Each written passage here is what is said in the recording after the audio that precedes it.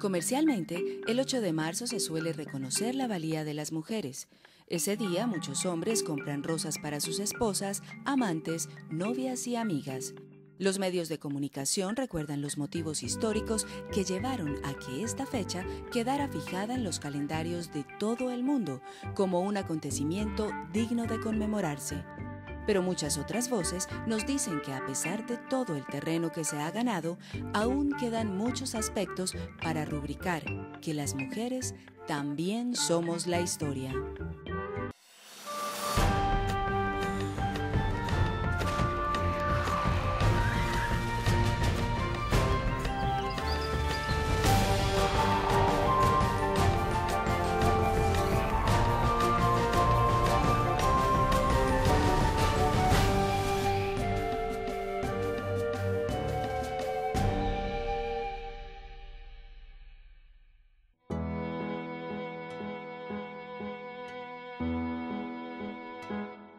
Durante estos 200 años, la situación social, económica y política de la mujer estuvo marcada por un sinnúmero de factores asociados a su condición sexual. Campesinas o citadinas, ricas o pobres, ellas eran consideradas incapaces relativas, apelativo que también recibían los niños y los locos. Un matrimonio como el de Marta Posada y Óscar Robledo, celebrado en 1965, se regía por el Código Civil de Colombia de 1887, que declaraba: en virtud de la potestad marital, la mujer al casarse se convierte jurídicamente en una persona incapaz, que debe ser representada por el esposo, a quien pasan a pertenecer ella, sus bienes y los hijos. Incluso estaba autorizado para leer primero la correspondencia que la esposa recibiera. Solo en 1974 se eliminó esta figura que exigía por demás que la mujer tomara el apellido del esposo como símbolo de posesión, mandato que se convirtió en costumbre y aún en nuestros días encontramos señoras que se niegan a mantener el suyo. Los derechos de la mujer en los últimos años han tenido más reconocimiento por parte de nuestra legislación. ¿En qué sentido? Por ejemplo, en el reconocimiento de uniones maritales de hecho entre parejas del mismo sexo, o en la eliminación de la partícula de, que se utilizaba entre los matrimonios hombre y mujer, ¿cierto? Y se utilizaba el de Quijano, de Campillo. Eso ya no existe. Adicionalmente, existe una figura desde hace muchísimo tiempo llamada las capitulaciones matrimoniales, que es una figura consagrada en nuestro Código Civil que permite que separar los patrimonios de las personas que se van a casar con el fin de que no se unan al momento de casarse y no se agreguen conceptos tales como valorización o nuevos bienes que adquieran y sean patrimonios separados hasta el final de esa unión. Tales condiciones mantuvieron la figura femenina del ama de casa. Las privaciones legales y sociales les dejaban pocas alternativas y escenarios para desempeñarse. El mundo de las mujeres era el hogar. Allí, sus responsabilidades eran la crianza de los hijos y las tareas domésticas. Cuando se pertenecía a una familia adinerada, la ama de casa dirigía esas mismas labores ejecutadas por el servicio contratado. Pero todas educaban familias numerosas y servían a los esposos. El caso de las mujeres del campo era aún más evidente, pues además de estas labores debían encargarse de cuidar la huerta y los animales. Ya uno no podía disponer de nada, lo que le llevara a la casa, uno no podía, como decir, esto no me gusta, esto tal cosa. Claro que no se harán todos, pero a mí me tocó eso. Entonces uno tenía que recibir lo que le trajeran ahí. Él trabajaba en Coltejer. Allá se iba, borracho como fuera, ya llegaba media hora antes de abrir la puerta. Salía, venía y se sentaba a leer o a fumar, porque se fumaba 4 paquetes en el día. Y si yo aquel lloró, espere que llore. Llore primero, tráigame primero a mí. Muchas veces me tenía que traer los niños para acá y acostarlos en el pollo. Y ahí los tenía que estar meciendo y haciendo arepas, meciéndole, para que él pudiera dormir. Entonces, eso era la vida mía.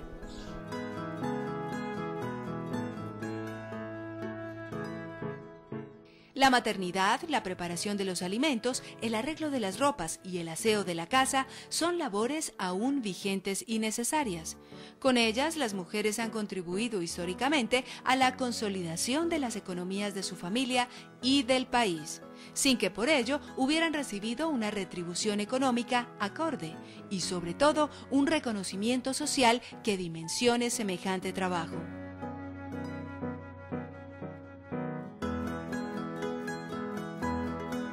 Ser directoras de escuela o maestras eran de los pocos oficios avalados por la sociedad, pues en buena medida eran vistos como una prolongación de la crianza de los hijos. En el Código Civil de 1887 se pueden leer oficios como parteras, nodrizas e incluso actrices, y es sabido que muchas mujeres se vinculaban en el campo a cosechar diversos productos. A pesar de las difundidas doctrinas religiosas, la prostitución era aceptada en cierta medida por la cultura doble moral reinante, pues quienes se dedicaban a este oficio satisfacían la incontinencia sexual de los varones, que incluso desde jóvenes eran conducidos por sus padres a los prostíbulos para que ejercieran por primera vez la pretendida hombredad. Mientras que de las mujeres se pregonó la necesidad de llegar vírgenes al matrimonio, para que no se convirtieran en el más grande fraude que pudiera sufrir la honra varonil. En las primeras décadas del siglo XX se inició el proceso de industrialización en el país. Millares de mujeres solteras y de origen campesino migraron a las ciudades para trabajar en las nuevas fábricas de dulces, textiles o tabaco. Poco a poco, las mujeres aseguraban su autosuficiencia económica. Soy campesina. Nos vinimos de una vereda que llamaba Yarumalito y nos vinimos a vivir acá a esta casa. Los hermanos no querían que nos viniéramos porque nosotros queríamos trabajar. Entonces mi papá sí nos concedió que buscáramos trabajo. Entonces yo fui a pedir trabajo a la empresa Noel.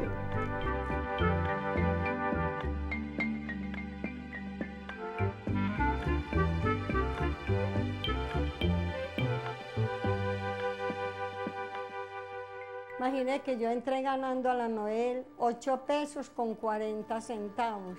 Si era turno de 7 a 5, nos daban la hora extra del mediodía o que si queríamos trabajar hasta las 6 de la tarde.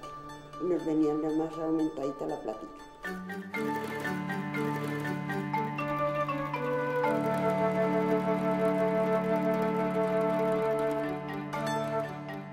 La formación para maestras en las escuelas normales y la que impartían las escuelas de comercio eran por entonces la única opción que tenían las mujeres de acceder a una educación especializada.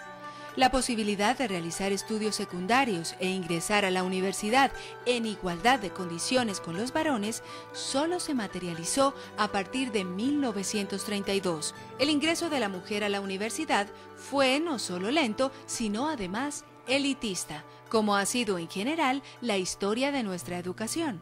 Todavía en 1965, según los registros, las mujeres egresadas en todo el país apenas superaban las 900. Pero gracias a este proceso, cada vez más mujeres pudieron inaugurar roles tradicionalmente negados como ingenieras, químicas, bacteriólogas, abogadas y médicas. Incluso algunas de ellas continuaron sus estudios de especialización en el exterior.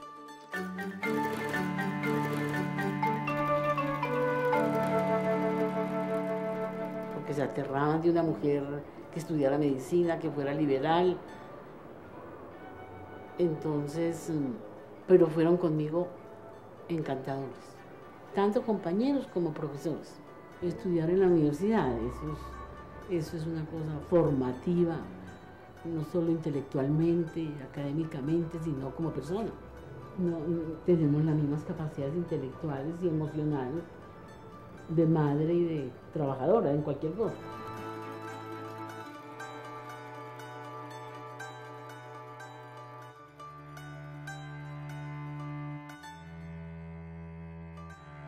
La discusión sobre los derechos políticos de la mujer se había planteado en muchos momentos. Ya en 1928 se habían acogido algunas leyes incipientes que les otorgaban mayor reconocimiento frente al Estado. Pero más que la ciudadanía, el asunto giraba en torno a su condición como botín electoral, y ello frenaba cualquier iniciativa. Paradójicamente, durante la dictadura del general Gustavo Rojas Pinilla se le entregó a la mujer la anhelada ciudadanía y luego el derecho a elegir y ser elegida, derecho que ejercieron 1.835.255 mujeres que alcanzaron el 42% de la población que votó. Berta Hernández, Esmeralda Arboleda, María Antonia Escobar, Josefina Valencia y muchas más, unidas en asociaciones de mujeres en las principales ciudades, debieron recorrer el país para sensibilizar y educar a sus congéneres sobre la importancia de tener la cédula y sobre todo de la trascendencia histórica de los derechos que acababan de adquirir. Para nosotras, enseñarles a las mujeres. Salimos antes del 1 de diciembre, que fue el día del plebiscito, salimos antes a muchos pueblos de Antioquia y a muchos barrios de Medellín a indicarles a las mujeres: vamos a votar y vamos a votar por el sí, ¿era sí o no? Vamos a votar por el sí, ¿qué significa esto? Que vamos a tener el voto sin restricciones, igual al de los varones, a la edad del voto, que en ese momento era 21 años. Y nos vamos a identificar con lo que tengamos para identificarnos. Es la segunda independencia de Colombia, la llegada nuestra al poder político.